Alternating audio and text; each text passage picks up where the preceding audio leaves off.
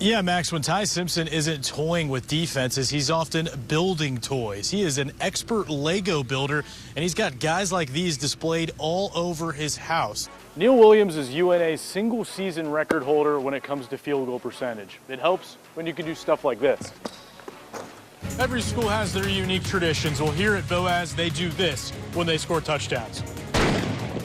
Yeah, there you go. How about that? Big Game Friday night coverage continues in a little bit. Take a look at the scenery around us. What a historic city here in San Antonio. We're not too far from the Alamo. More history about to be made right here in the national championship game. The vibes were pretty low for Alabama after the SEC title game, and then more rumors started circulating about Kalen DeBoer having eyes for the Michigan job. Well, today in Tuscaloosa, he was grinning ear to ear both at practice and at the podium, where he maybe, just maybe, put those rumors to bed for good. Hello from Hollywood, where stars are made. Indiana has a star in head coach Curt Cignetti, but before he became one of the top leading men in all of college football, he was on the supporting cast in Tuscaloosa. Last night, Cam Coleman caught a 21-yard pass, then sat up like The Undertaker would do after taking a sweet chin music. That was fitting because he helped to wake up an offense that's been dead for most of this season. Johnny Manziel wore a Diego Pavia jersey on the sideline, hoping to see some deja vu of his 2012 performance at Bryant-Denny Stadium. But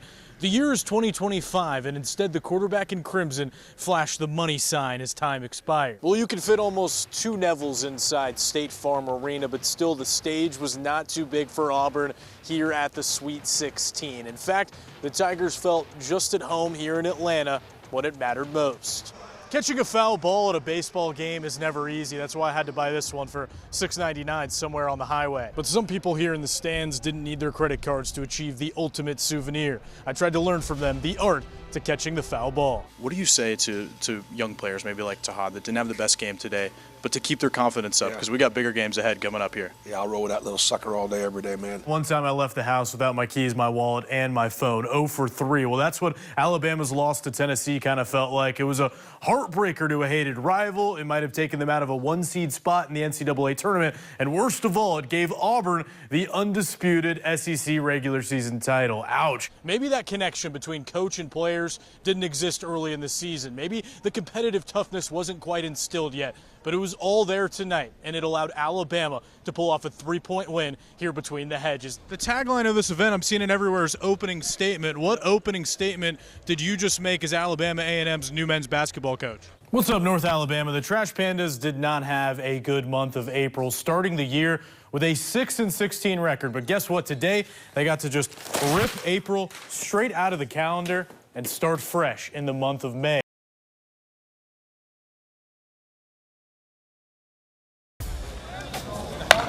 Quad Brown wasn't so much named Alabama A&M starting quarterback, he won the job. Not only been the leader of the offense, but the leader of the team, and he does it every day. The team runs, I was out front. You know, I was leading, I was competing. Get all the way in the white. And that's all I want to do is prove to people that believe in me right. But Quad wasn't just content with being a Division I quarterback. He wanted to take on another challenge. I love the game of golf. My dad introduced it to me whenever I was maybe 10 years old. He and I are best friends, so he got into golf when I was a kid, so therefore I got into golf. He rediscovered his passion for the game in college. Then he had an idea in the spring. What if he joined A&M's golf team as a walk-on? It's a 2-putt par, Sunday red style. I play football. Is that something that's possible? You know, it's just kind of a half-court shot. There we go. Much like a chip-in. Walk it in. Walk it in. The shot went in. I told you, Trevor, I had one for you, bro. And the Bulldogs allowed him to join the team. So after that 11:15 meeting, basically I was done with football for the day. So I go to lunch, and then I go to the golf course. He's played in multiple SEC stadiums, but playing NCAA golf for the first time? First round ever that I played with those guys, I was shaking, I'm nervous. Brown improved his game and got to play in multiple tournaments. It's also helped him as a quarterback. I wasn't used to this motion, loading the back hit, transferring weight, and rotating on that back leg. But his purpose on the course can't just be measured by strokes or how much it's helped him in football. I play golf too. They like golf, you know? So like, I mean, I'm a 6'5" black dude with braids. Like, I don't look like a golfer, you know what I'm saying? Stereotypically, but it's a game that I love, man. I'm trying to, you know, bring more black guys into it to try to introduce it to my friends. because I know I'll be able to beat them forever, you know, if they start playing golf. He has brought new eyes to the game.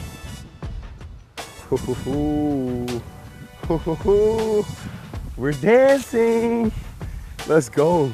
He's got over 30,000 followers on Instagram, mostly with golf content. Like, I was at Dick's Sporting Goods the other day, and somebody was like, "Oh, your quad." I'm like, "Yeah," and I thought he was about to say something about football. I was like, "Dude, your golf stuff is dope." I'm like, "Thank you." I'm like, "Well, you know, I play football too." Quad's dealt with multiple coaching changes, season-ending injuries, and transfers. So, of course, he'd also take on one of the most challenging sports there is. This is not an easy putt. Grew up with 3 siblings in the home. We had what we needed, but we didn't have much, you know. So my whole life has been challenging. I've been, you know, so groomed to be comfortable with adversity. And now he's ready to take on any challenge as the Bulldogs' starting quarterback. I'm really excited to be in the position that I'm in. Don't take it for granted. And I'm ready for the opportunity to give myself and this team the best chance to win this WAC and win the Celebration Bowl. With coverage you can count on, I'm Trevor Denton, Way 31 Sports.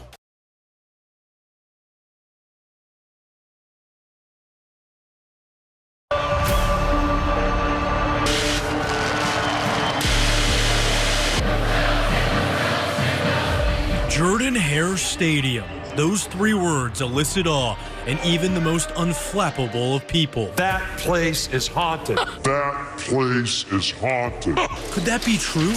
Are supernatural forces at play when the Tide go to Jordan-Hare? I don't believe in the haunted kind of craziness that, you know, everybody tongue-in-cheek jokes about. I just believe it's a very tough environment to play in. And let me tell you something, when the game gets rocking and rolling and they have a little bit of success and they get some momentum going, it's a hard place to come back out of. So one coach says haunted, another one says no way. But what if I consulted a different type of expert, a paranormal head coach, if you will? Kevin Thompson has been giving ghost tours around Huntsville for almost 20 years. The story takes a whole other turn. Thompson said the first step to enjoying his tours is accepting the impossible. But I was already there. I've been to Jordan-Hare Stadium. One down, Eagle! So in Kevin's eyes, what makes a building haunted? What has happened inside of it? What energies are left behind? Then what can we validate? We don't just want to tell a fanciful story. We want to be able to validate it. We've seen it all. Significant events. Extreme outputs of energy. Auburn's gonna win the football game.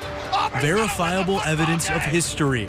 So Nick could have been experiencing the release of that energy, and it's seen as paranormal when perhaps it's very normal.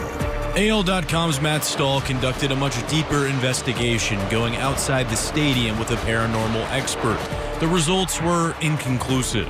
I don't think you were ever going to prove, for what we know, that it's definitively haunted over there. But yeah, you can't prove that it's not. There's an unmistakable energy during the Iron Bowl. Thompson would say it's spirits. But even if you don't believe in ghosts, it's a game worth soaking in, both because of the present and what's happened there in the past. As those audience members are sitting in those seats, how much history has actually happened there that they're taking for granted and they're missing? And whatever the ticket sales are, there's a lot more people in that stadium than they realize.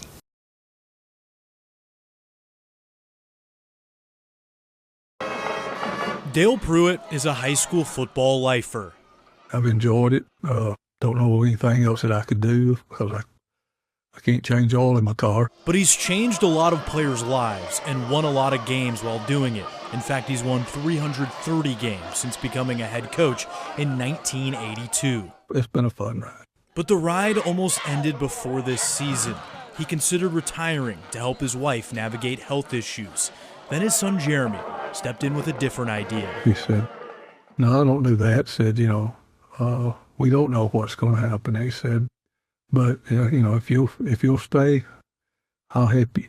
The former Tennessee head coach and Alabama defensive coordinator was on the staff last year.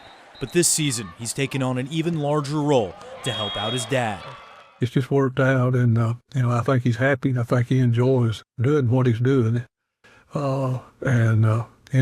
we're extremely blessed to have him. So the Bears players get hands-on instruction from someone who's led an SEC program and coached in national championship games. But usually the bad thing about it is usually when we have a disagreement, he's right, and of course he thinks he's right all the time, but most of the time he is. With the two Pruitts side by side, Plainview went from 12 wins the last 3 seasons to an 11-0 record this year. They'll play in the second round of the playoffs this Friday. They just keep playing. We've got behind in a lot of ball games this year, and early, but most of them hadn't been close late. Dale feels great physically, but he doesn't know if this will be his last season as a head coach. Reports say Jeremy is heading back to the college ranks sooner rather than later. But right now, Dale is enjoying a year that also included his son Luke coaching Boaz to the playoffs. It's a perfect season, and not just because of Plainview's perfect record. And my wife is feeling well enough now that she went to one of Luke's games this year when we were playing off and drove herself to Boaz and back and that kind of stuff. So it's a family thing. For Dale, football is a family thing, this year more than ever. That's kind of the way it is. We're pretty much football people.